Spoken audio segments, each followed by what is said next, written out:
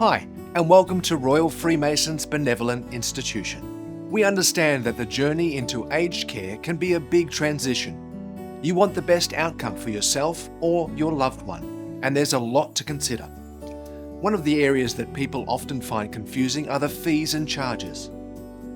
This guide explains each of the fees and charges associated with residential aged care and how they are calculated. Before we dive into the specific fees, it's important to know that RFBI does not decide how much you or your loved one will pay for your residential aged care. These fees are set and regulated by the Australian Government. Depending on your financial situation, the government may cover some or most of the costs associated with living in a residential aged care village. To work this out, they use a means assessment. If you are considering aged care services, we strongly recommend completing this assessment now. The assessment is valid for 3 months and is a much simpler process to update than to complete for the first time. Even if you are a full pensioner, you will still need to complete a means assessment. Without it, you will be required to pay the full cost of your residential aged care. There are 5 fees and charges associated with permanent residential aged care.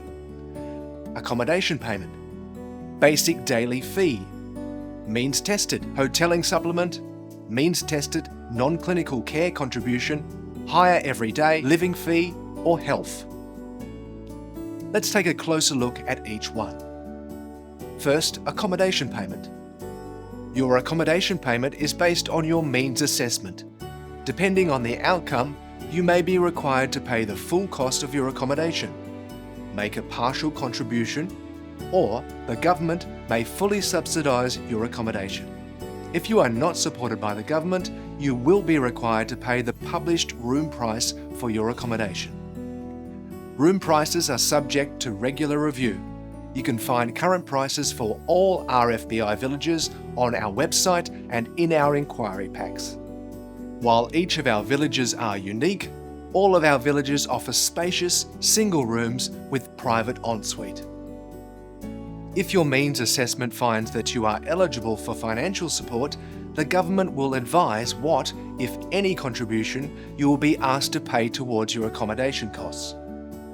The maximum accommodation contribution you can be asked to pay is listed on the Department of Health Schedule of Fees and Charges. Whether you're receiving government support or not, everyone has the same options for paying their accommodation costs. You can choose the option that best suits your financial situation. Let's look at each of these in turn. The first option is to pay the full costs of your room in a single lump sum amount. This is referred to as a refundable accommodation deposit, or RAD. A 2% retention amount will be deducted each month from your lump sum payment for up to 5 years. The balance of your lump sum payment will be fully refunded to you or your estate when you leave the village. Instead of a lump sum, you can choose to pay a daily charge for your room. This is referred to as a daily accommodation payment, or DAP, and can be thought of as paying your rent for your room. Your daily charge is worked out using a government-set interest rate called the Maximum Permissible Interest Rate, or MPIR, and is calculated as a daily rate. These payments are non-refundable and are indexed twice a year. For example, John has signed a residential aged care agreement to move into a room priced at $600,000. He has opted to pay his accommodation as a daily payment. To calculate the daily accommodation payment, the room price is multiplied by the MPIR and divided by 365. The third option is using a combination of a lump sum payment and a daily accommodation charge. How it works is you pay a portion of your room price as a lump sum, then the remainder as a daily payment. The amount paid as a lump sum will be subject to a 2% retention that will be deducted monthly for up to 5 years, with the remainder of the lump sum refunded to you or your estate when you leave the village. The amount not paid as a lump sum will be charged as a daily accommodation payment, which is not refundable.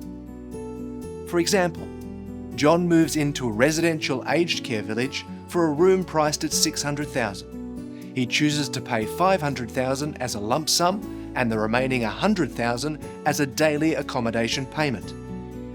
The daily amount is calculated using the current maximum permissible interest rate, or MPIR, and works out at $21.92 per day.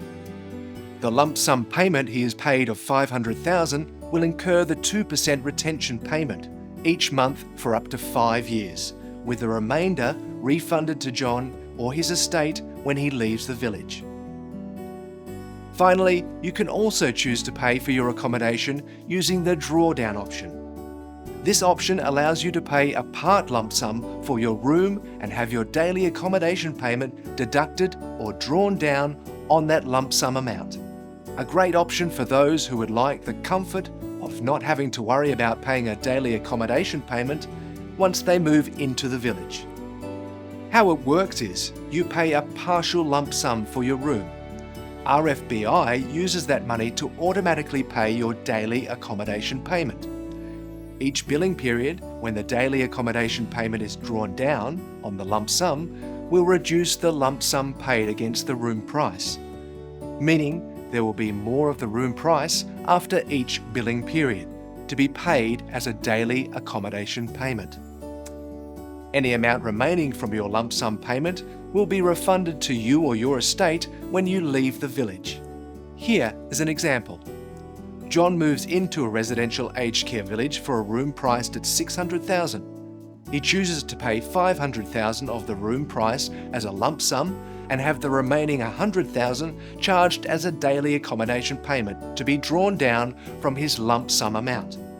The daily accommodation payment owing for the first billing period is calculated using the current maximum permissible interest rate and works out as $21.92 per day. Then times the daily accommodation payment by the number of days in the billing period, in this case 14.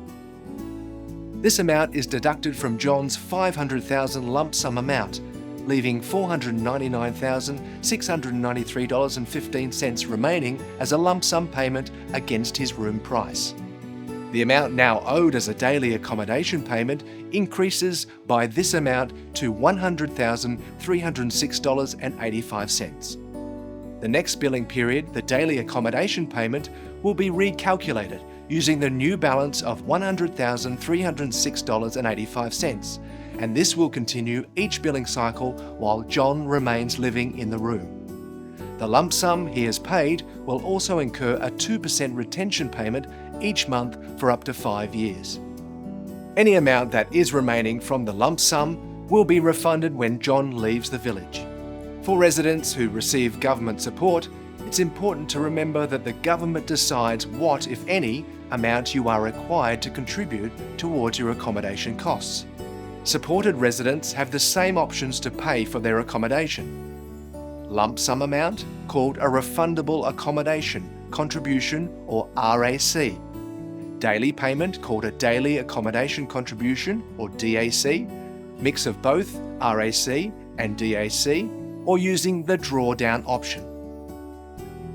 The basic daily care fee is a fee that helps cover your everyday living costs, like your meals, cleaning of your room, laundry services, heating and cooling.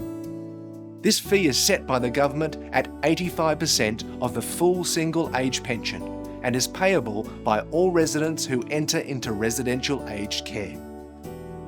The amount is reviewed and updated twice a year on the 20th of March and 20th of September, when the age pension is updated. It's an important part of making sure you receive the daily care and services you need in a safe, clean and comfortable environment. Means-tested hotelling supplement. This fee helps cover the general costs of running the village, things that make your home comfortable and well looked after. The government uses your means assessment to determine if you need to contribute to the means-tested hotelling supplement. If you receive financial support from the government, you may not have to pay this fee, or you may only need to pay part of it. Means-tested non-clinical care contribution. This is a payment that goes towards the personal services and support you receive each day. Things like help with showering, getting dressed, or moving around. Again, this is means tested, which means the government decides how much, if any, you need to contribute based on what you can afford. There are daily and lifetime caps limiting how much non-clinical care contribution you can be asked to pay. Higher Everyday Living Fee. Health. The Higher Everyday Living Fee, or HELF, is an optional fee that gives you access to a range of services that are not funded by the government. You choose which services you take up, and you have the ability to cancel them if you are no longer able to access them or when the agreement is renewed each year. Higher Everyday Living services are designed to make your stay in our villages be the best it can be for you and your family. Our team will discuss with you our health service options when you move into our village. Let's do a quick recap. The Australian government decides how much you or your loved one will pay for your residential aged care services. It is important for everyone to complete a means assessment, even if you are a full pensioner. There are 5 fees and charges associated with residential aged care. Accommodation payment, which has 4 payment options, refundable accommodation deposit, daily accommodation payment, a combination of the two, or drawdown from a lump sum. Basic daily fee. This is payable by all residents. Means tested hotelling supplement, which is the cost of providing everyday living services. Means tested non-clinical care contribution. Covers personal assistance. Higher Everyday Living Fee. Health. Extra services that matter to you. If you haven't already, we recommend you seek independent financial advice from an aged care specialist before you sign your residential aged care agreement. You can also use the Residential Aged Care Cost Estimator available on the My Aged Care website, which will use the information you provide to give you an estimated cost for your care. While this can provide you with an estimate of what you may have to pay, it is important to note that this cannot be used by an aged care provider. We must rely on the information provided by the government from your means assessment. We hope this guide has helped you feel more confident in understanding the fees and charges associated with permanent residential aged care. For a detailed breakdown of these costs, please refer to our guides to fees and charges. If you have any questions, please speak with a member of our team. We're here to help. Thank you, and we look forward to welcoming you to our community.